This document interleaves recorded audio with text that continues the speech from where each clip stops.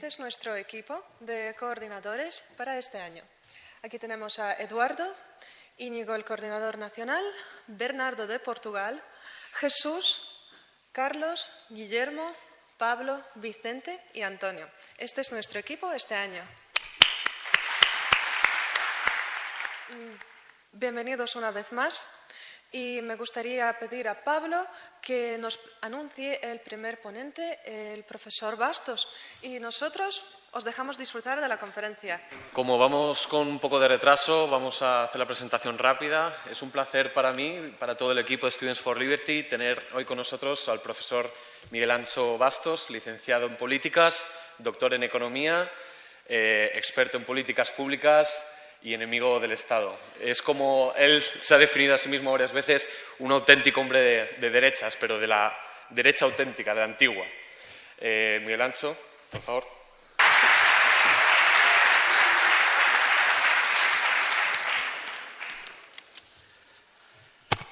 Muy buenos días a todos. Vamos a ver qué sale de aquí. Primero agradezco el honor de ser invitado a dar una conferencia aquí en el Students for Liberty. Espero contribuir un poquito a difuminar o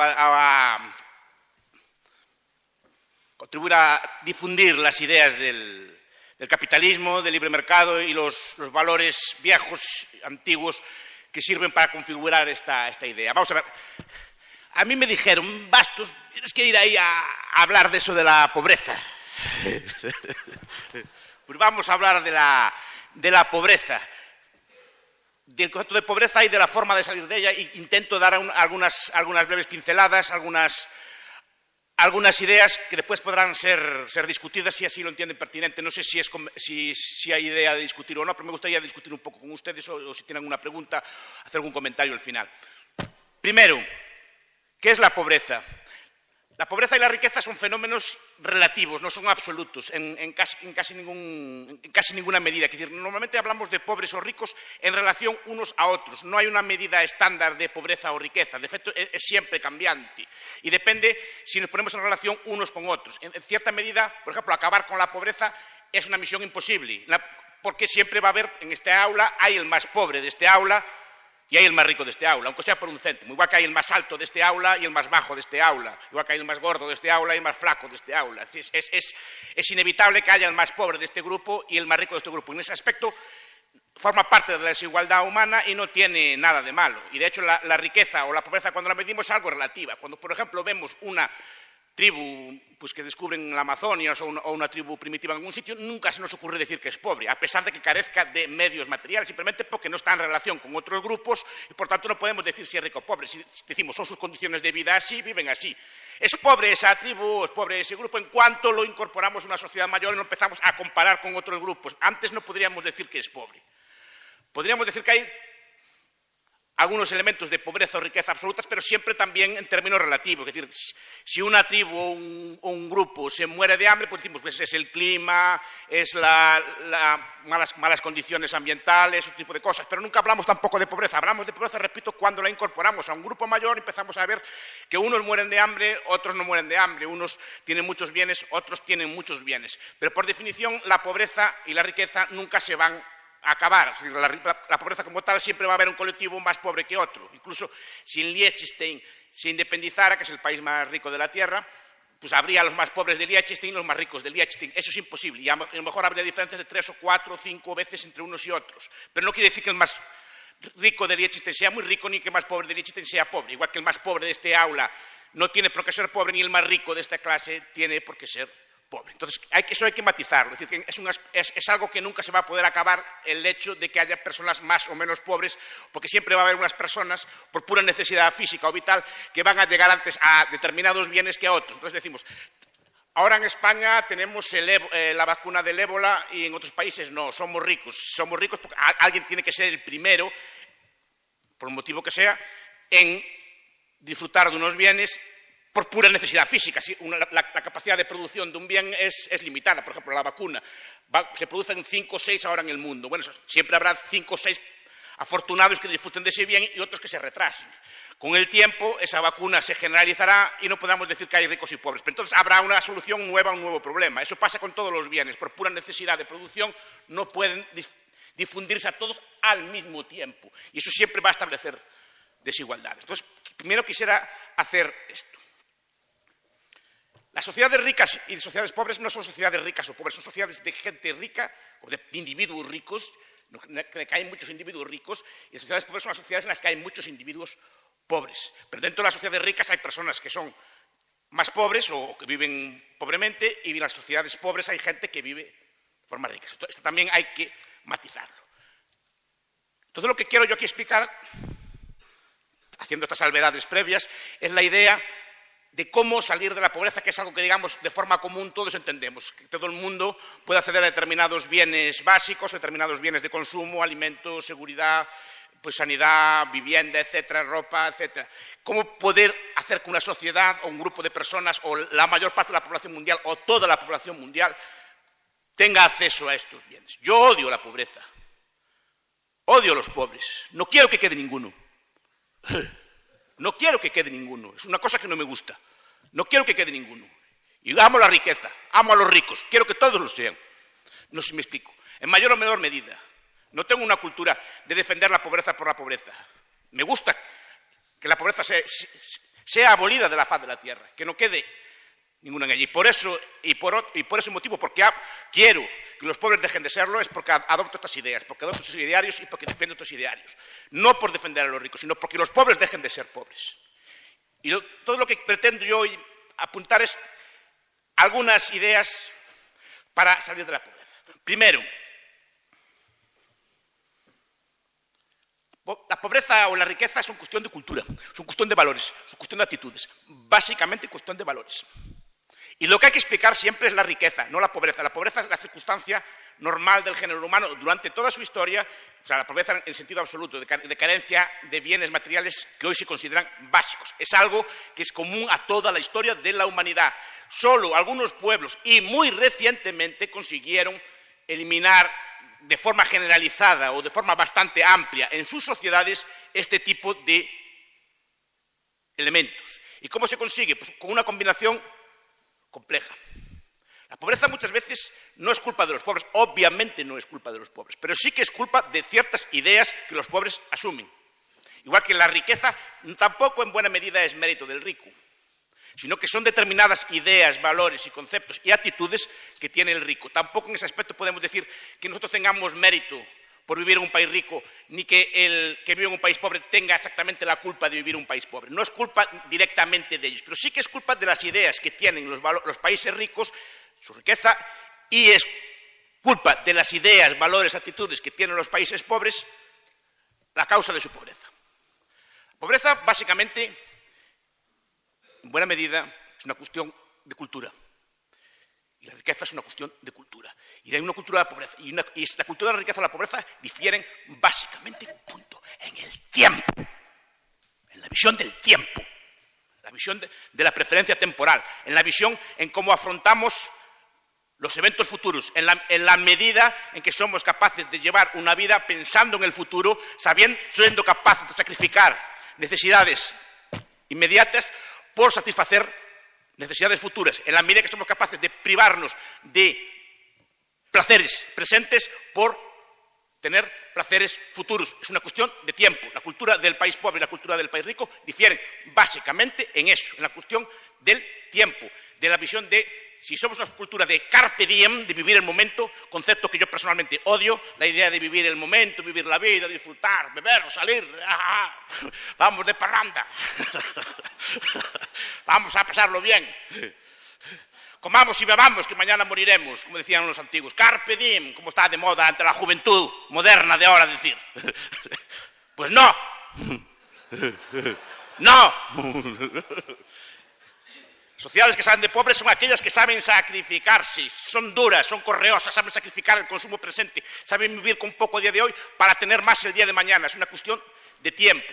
Y eso solo algunos sociólogos lo estudiaron. Banfield, por ejemplo, en un trabajo célebre, Oscar Luis, un antropólogo, en otro trabajo célebre, explicando por qué unas personas son ricas y otras son pobres. Porque la idea de la pobreza y la riqueza es una idea muy estudiada. La idea del desarrollo económico, de cómo se puede crecer, es una idea muy estudiada por todos los llamados economistas del desarrollo, de todos los lados, de Jeffrey Sachs, por ejemplo, en la izquierda, Paul Collier, Suda Shenoy, por ejemplo, el gran Peter Thomas Bauer, etcétera. Todos estos intentan explicar y llegan a conclusiones de este estilo. Es una cuestión de tiempo, es una cuestión de cómo las personas de cultura de la pobreza ven el tiempo y si las personas de cultura de la pobreza intentan satisfacer en buena medida los placeres a corto plazo, no tienen ninguna idea de diferir. Es placer, en cambio, las personas de cultura de riqueza piensan a largo plazo, ahorran, intentan diferir en el tiempo su placer. Eso lleva a una serie de actitudes positivas que después conducen a la riqueza, pero es una visión de tiempo. Una persona rica temporalmente va a pensar a medio y a largo plazo, no solo a corto plazo. En cambio, la persona de cultura de la pobreza va a intentar satisfacer a corto plazo sus necesidades. Es el ejemplo que siempre ponen los psicólogos, antropólogos, entre el niño que le dan un caramelo hoy y el niño que le dan 2 caramelos dentro de una semana. El que es capaz de sacrificarse y recibir los 2 caramelos dentro de una semana es el que sistemáticamente es menos pobre que el otro. Aquel que quiere el sacrificio, que no quiere sacrificarse, que quiere el consumo a medio plazo, que quiere disfrutar de la vida, sistemáticamente conduce, no sistemáticamente, pero muy probablemente conduce a una cultura de pobreza. Entonces, es una idea que para mí es central y es una idea de educar en el tiempo, educar en los valores del tiempo y sobre todo no atacar a los valores del tiempo como culturalmente se le hace, la que puede llevar a una sociedad pobre o una sociedad rica. Y el tiempo, la cultura del tiempo está siendo sistemáticamente atacada en nuestras sociedades, incluso a veces con su colaboración. Vamos a pasarlo bien, fiesta, ¿qué más da? ¿Para qué vamos a ahorrar? ¿Para qué vamos a sacrificarnos ahora? Somos jóvenes. Pues no. Pues no, precisamente ahora. Es cuando su ahorro vale más. Su ahorro a interés compuesto es cuanto más vale ahora, como ya le explicarán después, supongo que en otras conferencias. Pero eso ahorra cuando no hay que vivir, para vivir bien de mayores, para poder llevar una vida plena en el resto de su vida. Es bueno que ahorren, que acumulen, que lleven una vida sana. Entonces, ¿qué 3 valores, aparte del tiempo, son para mí centrales o que derivan del tiempo? Para sacar una sociedad de pobre o hacer una sociedad próspera o sacar una sociedad de la pobreza. Siempre y cuando se quiera. Es decir, la pobreza o la riqueza también son una cosa que puede ser voluntaria. Pero cuidado, solo se puede ser pobre voluntariamente en sociedades ricas. Porque está el resto de las necesidades más o menos cubiertas y siempre hay como un colchón de seguridad. Digamos, una vida de pobreza, de retiro, de abandono, vivir en un monasterio, vivir en una comuna o así se puede hacer normalmente más fácilmente en una sociedad avanzada o rica o próspera que en una sociedad pobre, como casi todos los bienes. ¿Qué 3 elementos voy a destacar aquí? Ahorro, capitalismo y trabajo duro, como le gusta al señor Pérez Boda lo que diga. Estos son los 3 elementos básicos de salir de una cultura de la pobreza. Ahorro, sí, vivir siempre por debajo de nuestras posibilidades, siempre por debajo, nunca por encima. Eso es lo que hace rico un pueblo, como eran nuestros antepasados, como eran los gallegos de antes, que vivían siempre por debajo de sus necesidades, y supongo como la mayor parte de ustedes, de sus abuelos, no de ustedes. Entonces ya son de cultura moderna, de carpe diem y cosas así, pero sus abuelos vivían siempre por debajo de sus necesidades. Ahorraban, no gastaban, compraban todo a poder ser con ahorro, nunca con crédito. Y en todo caso el crédito solo para algún tipo de bien muy caro, un bien de capital o un bien inmobiliario, pero nunca para comprar unas vacaciones. Imaginen a sus abuelos pidiendo un crédito o vendiendo una casa para ir de vacaciones a Punta Cana. Eso hay que hacerlo, se puede hacer, forma parte de la vida, es legítimo invertirse, pero ahorrándolo previamente, no con crédito futuro. No se puede transformar bien de consumo en bien de capital inmediatamente.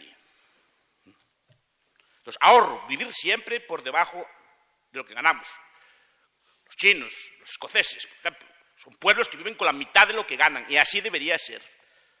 ¿Y por qué el ahorro es bueno? Porque el ahorro libera recursos, el ahorro capitaliza a la sociedad, el ahorro permite financiar bienes de inversión, permite financiar fábricas, permite financiar carreteras, permite financiar centrales eléctricas, permite financiar medios de transporte, permite financiar puertos, permite financiar todo tipo de bienes y servicios que sirven para capitalizar y a su vez para hacer más rica la sociedad. Ustedes recuerden aquel ejemplo mítico de von Baber de los cocos de Robinson o de las moras de Robinson. Robinson, para poder tener un palo, tiene que ahorrar previamente los cocos necesarios o las moras necesarias para poder estar un día entero comiendo sin trabajar y aplicando ese día a producir un bien de capital.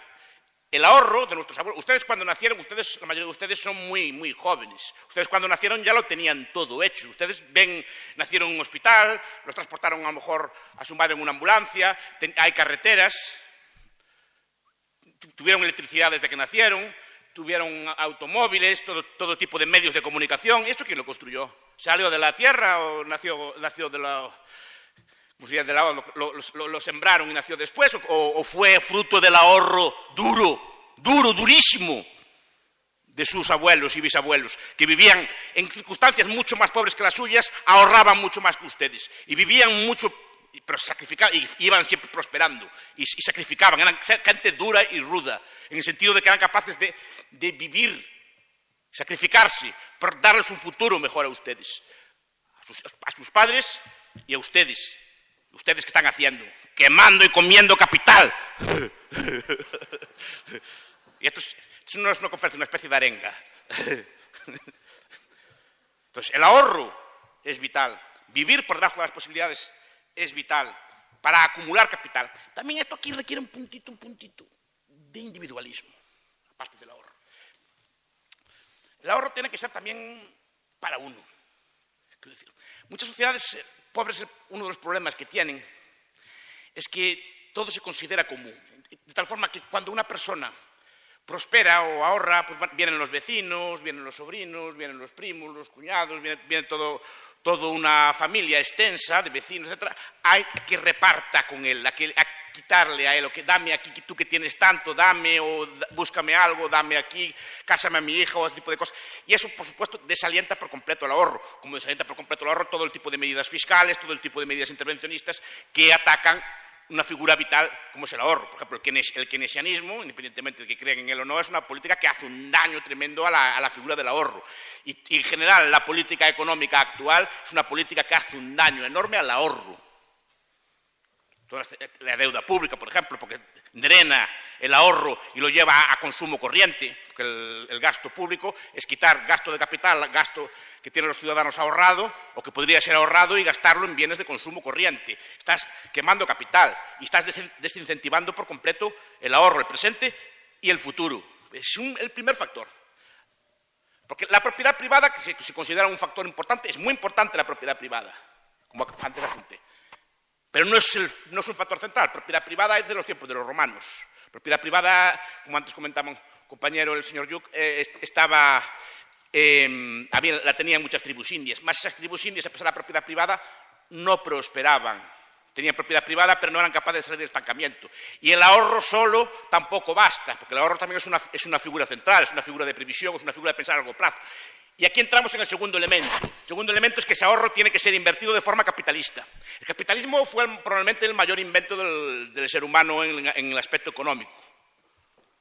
La idea de la contabilidad de doble vuelta, la idea del beneficio y de la pérdida, la idea de crear un sistema monetario sano, no lo que hay ahora. Moneda, banca de reserva fraccionaria. Dinero electrónico, dinero que se crea con inyecciones de los bancos centrales. Eso no es dinero sano, dinero metálico, oro y plata.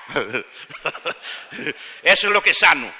¿Por qué? Porque eso permite también pensar a largo plazo. Pensamos en un dinero que no va a perder su valor a largo plazo. Entonces necesitamos capitalismo, porque el capitalismo no solo es el ahorro, es el ahorro invertido de forma correcta, a través de elementos de inversión, a través de un cálculo más o menos racional de los rendimientos de la inversión. Necesitamos precios para invertir ese dinero. Y sobre todo necesitamos beneficios y pérdidas para invertir ese dinero. El beneficio y la pérdida es un elemento central. Nos dice, aquí inviertan, aquí desinviertan.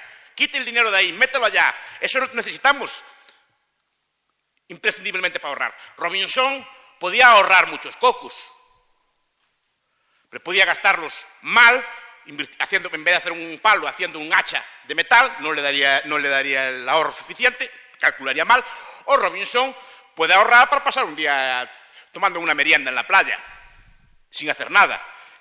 El ahorro es condición necesaria, pero no suficiente. Ese ahorro tiene que ser invertido y usado de forma correcta. Entonces necesitamos beneficios, pérdidas, precios. Necesitamos un sistema económico no intervencionista, que el Estado no decida en qué invertir en cada momento el dinero, a través de incentivos, subvenciones, restricciones, regulaciones, etcétera, que buscan favorecer sus objetivos de poder, pero no favorecen una correcta asignación de los recursos económicos. O sea, el capitalismo es el segundo elemento central. Necesitamos bolsas, necesitamos mercados financieros, a pesar de lo que se diga, mercados financieros sanos y bolsas sanas, obviamente.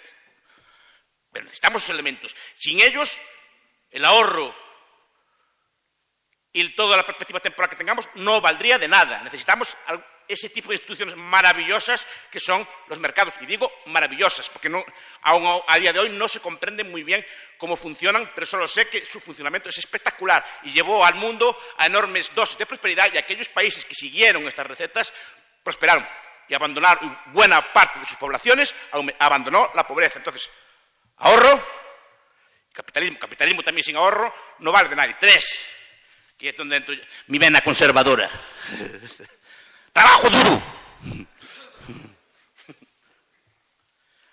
Ahora, para dar esta conferencia, leía a Skidelsky, el biógrafo de Keynes, en un libro que sacó hace poco, llamando así como ¿Cuánto es suficiente? Y estoy leyendo así todas estas cosas modernas del decrecimiento.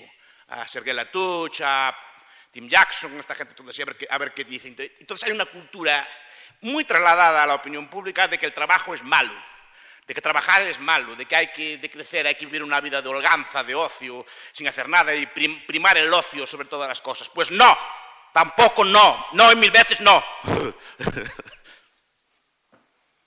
No, el trabajo es bueno, el trabajo es lo que nos lleva también a hábitos de vida frugales, que una persona que trabaja duro no puede tener determinados vicios, ni tampoco tiene mucho tiempo para gastar.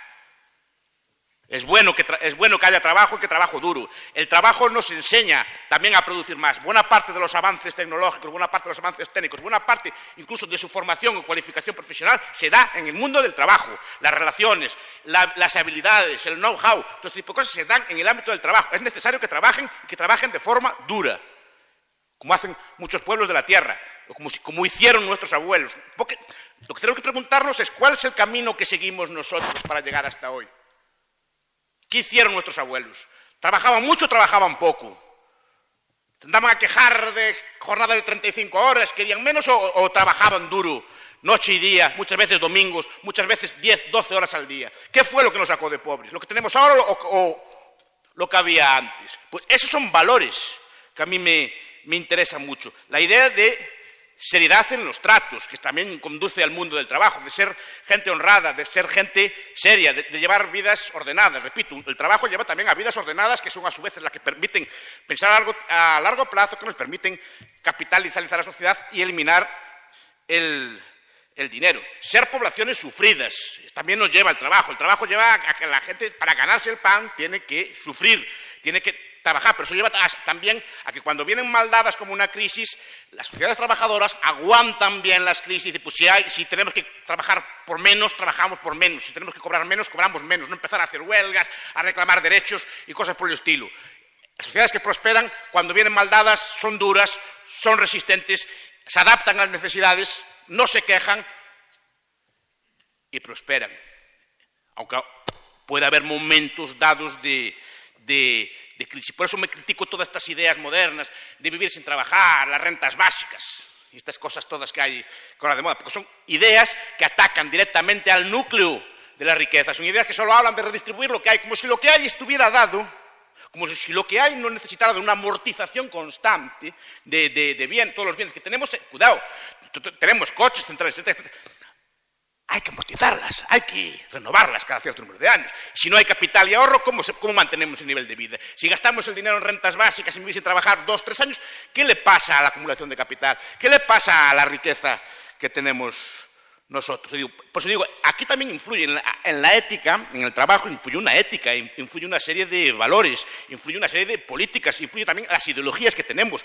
Por eso no me canso de combatir en el ámbito intelectual estas ideas de que tenemos derecho a no trabajar, queremos ser surfistas, como dice Van Parijs, y poder dedicar a realizarnos. Vamos a realizarnos, vamos a disfrutar de la vida. Que el Estado que nos dé una paga a todos y que nos mantenga. Nos juntamos entre los cuatro con la renta básica, tomamos un piso y nos dedicamos a realizarnos, a hacer pintura y arte y cosas por el estilo. Y que nos mantengan los demás, los que trabajan, ¿no? Porque ¿quién trabajaría en esa sociedad de renta básica para mantener a los otros? Ese es el problema. Ese tipo de ideas hacen mucho daño a la ética del trabajo. Y con esto ya finalizo mi intervención. Solo quiero decir que los elementos de riqueza y de pobreza, si queremos tener servicios incluso públicos, sean públicos o privados, cualquier tipo de servicios, tenemos que ser ricos, tenemos que ser productivos. Una sociedad rica, una sanidad buena, unas carreteras buenas, una educación buena, repito, sea pública o privada, si es que la pública puede ser buena en algún momento, pero bueno, hipotéticamente podría serlo. Solo puede ser en una sociedad que tenga los medios necesarios para mantenerla. Si atacamos los medios, atacamos los valores que nos hicieron ricos, volveremos otra vez a ser pobres, sin misericordia. Muchas gracias.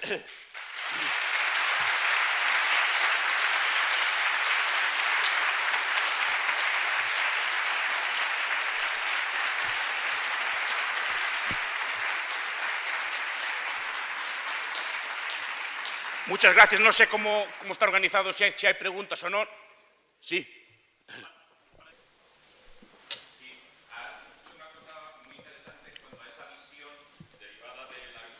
Sí. Corto plazo o medio largo plazo.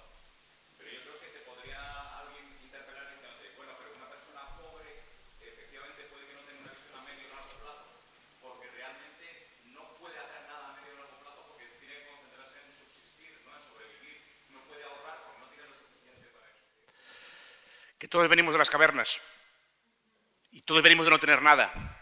Ricos, pobres, negros, blancos, amarillos, lo que sea. Todos venimos de las cavernas, todos.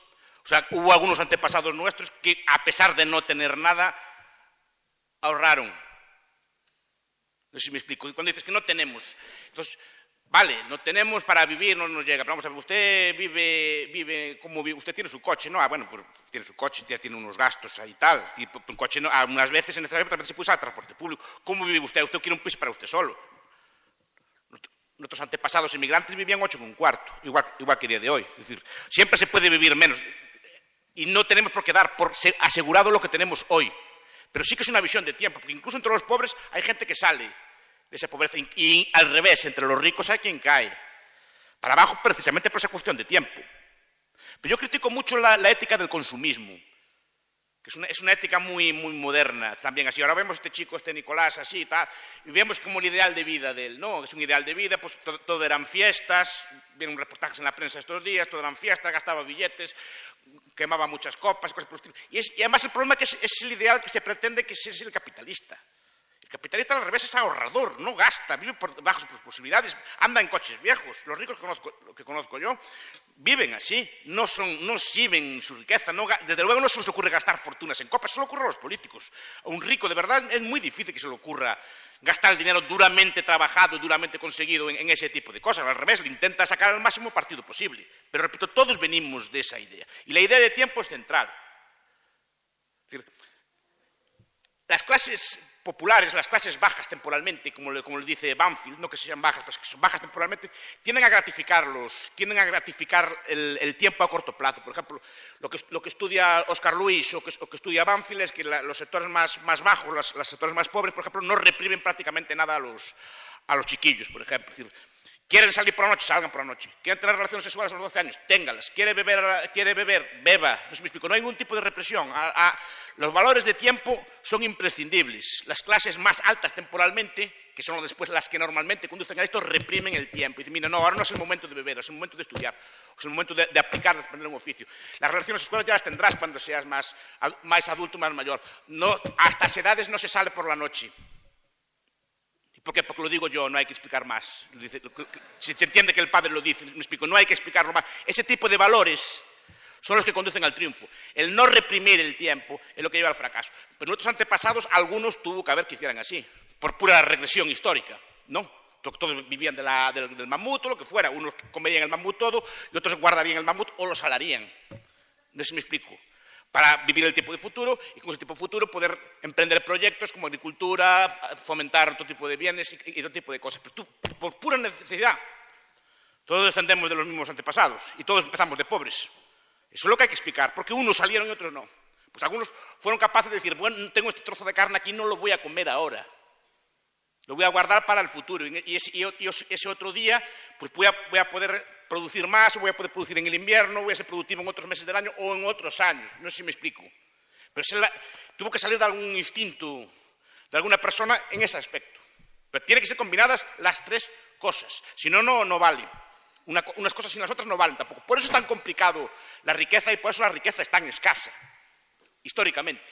Porque es difícil, no es intuitivo, lo intuitivo, lo normal es comer lo que hay al momento.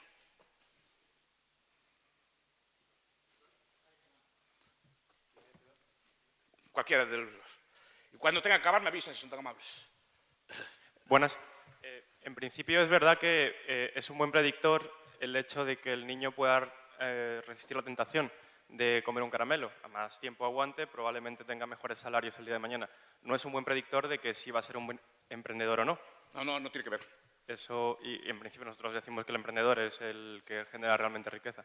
Pero con respecto a eso, dicen que se puede intentar aplicar sobre los niños ciertas medidas para que incitarles a ahorrar desde pequeños. Y en ese sentido, y solo en ese sentido, ¿qué opinaría usted de una sociedad a la que se le impusiese el ahorro? No.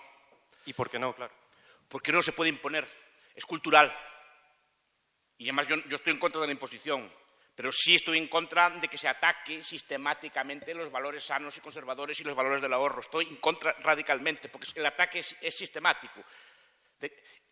Ya desde el poder público, desde la escuela en buena medida, desde la educación en general universitaria, se ataca el concepto de tiempo. Se enseñan ideas, a mi entender, obviamente, erróneas en el plano del tiempo. Pero lo que dice usted es muy, muy inteligente, efectivamente. Una cosa es el ahorro, otra es el emprendimiento. Por eso hablo de combinar las dos cosas.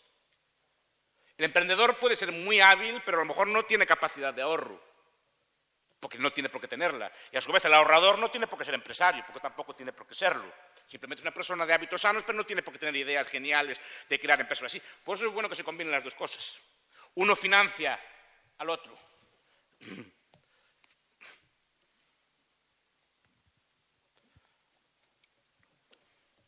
Vamos a intentar que sean preguntas concretas, ¿vale? A ver, señor Carré. Gracias. Usted, señor Bastos, ha hablado durante todo el rato, ha dicho la palabra trabajo. Sí. Y ahora, justo al final, ha hecho una breve mención, por ejemplo, a la huelga.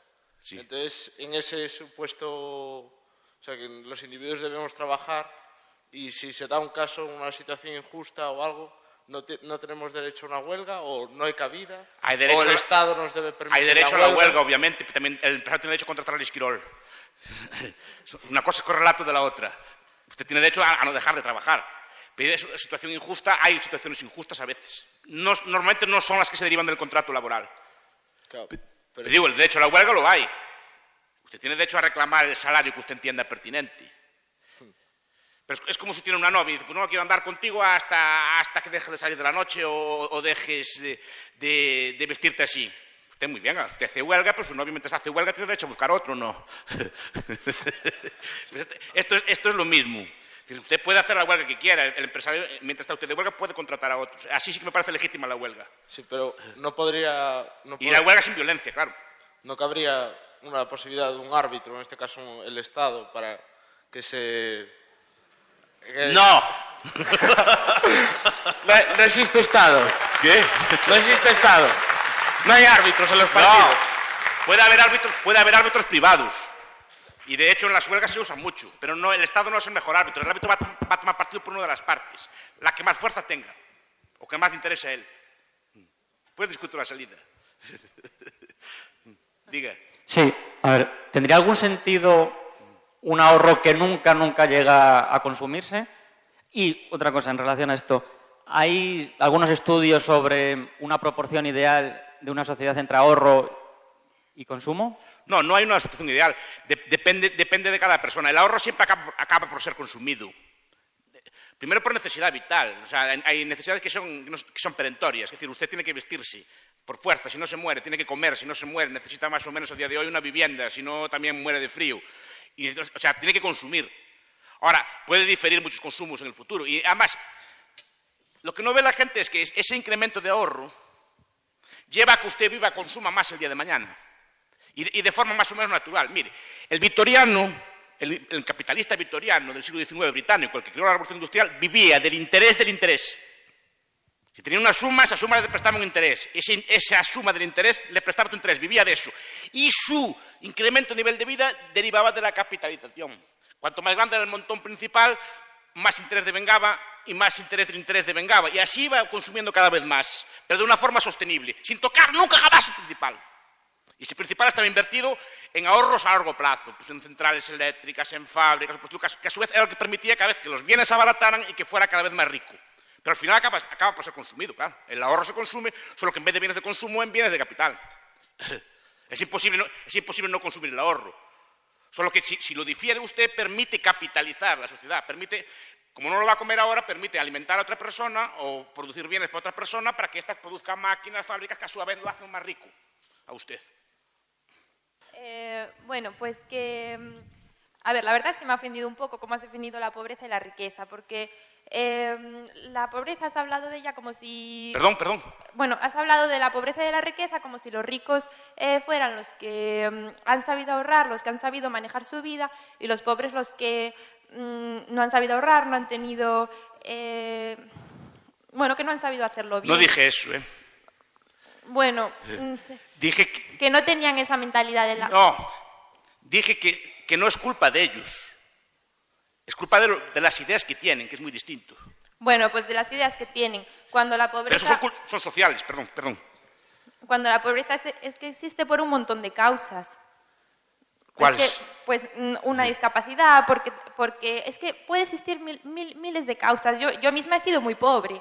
Te quiero decir, es que yo he tenido siempre la misma mentalidad y ahora puedo ser rica. Es que la pobreza y la riqueza... y luego me hablas de...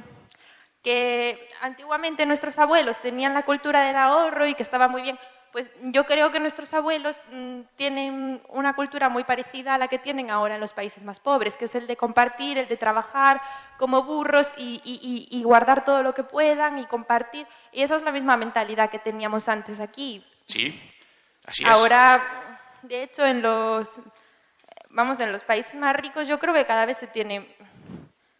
Hombre, es ganar un sueldo y gastarlo. Sí, ese es el problema. Hablé de dos cosas. Primero, dije que son una serie de valores sociales, valores que estuvieron muy presentes en toda la sociedad humana durante su historia. La combinación de estos valores de tiempo, de capitalismo, el capitalismo es una técnica. Requiere de instituciones, requiere por ejemplo, de saber contar, de saber calcular intereses, de tener bolsas, de tener mercados. Ese tipo de cosas son invenciones humanas y son invenciones humanas históricas. No toda la humanidad las tuvo. Sí que otros antepasados tenían esa mentalidad de ahorro y así, pero el ahorro dije que no llegaba. Y esa mentalidad no llega, es una condición, pero no, por lo menos en los orígenes. Es una condición. Hoy en día un país pobre se puede capitalizar sin ahorrar directamente pidiéndole prestado a los que sí ahorraron previamente. Es decir, que es la ventaja de llegar el segundo, que hablan los economistas, que simplemente, como ya los demás tienen capital, te pueden prestar a ti. Pero cuando no había capital ninguno, nuestros antepasados tenían que ahorrar. Pero no solo basta el ahorro, no solo basta la mentalidad adquisitiva, tiene que ser combinada con capitalismo, o sea, con un uso racional de esos ahorros. Si no, no vale de nada tampoco. O sea, no es un ahorro, digamos, que se invierte en bienes inmuebles, que se invierte en tierras o en bienes pecuniarios, pero no se transforma en más producción. Fue lo que traté de decir. Es una combinación de ambas cosas. Y si usted tenía esas ideas y así es que demuestra que tiene mentalidad capitalista. Pues, a ver, que estás hablando de los países pobres cuando es que ni ellos mismos tienen la culpa de ser pobres, es que hay intereses de todos los países. Y ya lo dije que no tenían culpa. Bueno, o de las ideas, es que no son ni ideas, es que hay intereses de todo el mundo, es que Pero lo que trato de explicar es que la humanidad lo que hay que explicar es la riqueza. Lo extraño históricamente es la riqueza. Toda la humanidad mantuvo un nivel de vida muy estándar, muy constante en la pobreza hasta el siglo XIX y XVIII. Básicamente toda la población del mundo tenía la misma renta. España tenía incluso menos renta que un chino, por ejemplo, en el siglo XVIII y XIX. Es decir, no era un emporio esto de prosperidad. Lo que hay que explicar es por qué algunos países se hicieron ricos antes y después esa riqueza se difunde como mancha de aceite al resto del mundo, porque incluso los países pobres a día de hoy se benefician de la riqueza de los ricos. Pero la situación de los países pobres es la situación secular de toda la vida. Lo que hay que explicar es por qué algunos salieron, no porque todos son pobres. Y antes toda la humanidad era pobre. Y hoy en día se va reduciendo, gracias a Dios, todos los días la pobreza.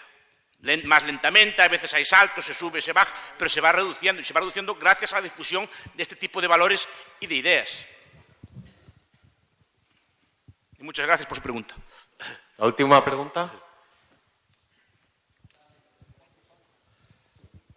Buenos días. Quería preguntarle al profesor Bastos qué le parece la idea esta de que deben existir instituciones formales para defender los derechos de propiedad. Las instituciones son cosas que defienden ahora Acemoglu, Robinson, esta gente, los institucionalistas, ¿no? Hombre, la institución es una idea mental también. La institución no tiene realidad física. La idea de la institución de la propiedad privada es algo que está en la mente, la idea de que hay que respetar los tratos, los contratos y hacer instituciones, por ejemplo, que sancionen a los que incumplen, etc. Son ideas mentales, forma parte de los valores que dije. Pero no tienen realidad fuera de nuestra cabeza. Entonces, pero es bueno que exista, claro, forma parte del acervo de valor. A ver, me explico, en 30 minutos, 35 no se puede explicar todo esto. Los economistas del desarrollo hay cientos y miles de libros explicando estas cosas. Entonces, son unas pinceladas para dar una especie de pequeño arenga, así para introducir al debate aquí a esta gente liberal de aquí de España. Pero no más allá de esto. Se me quedan muchos temas, se podrían hablar de muchos temas.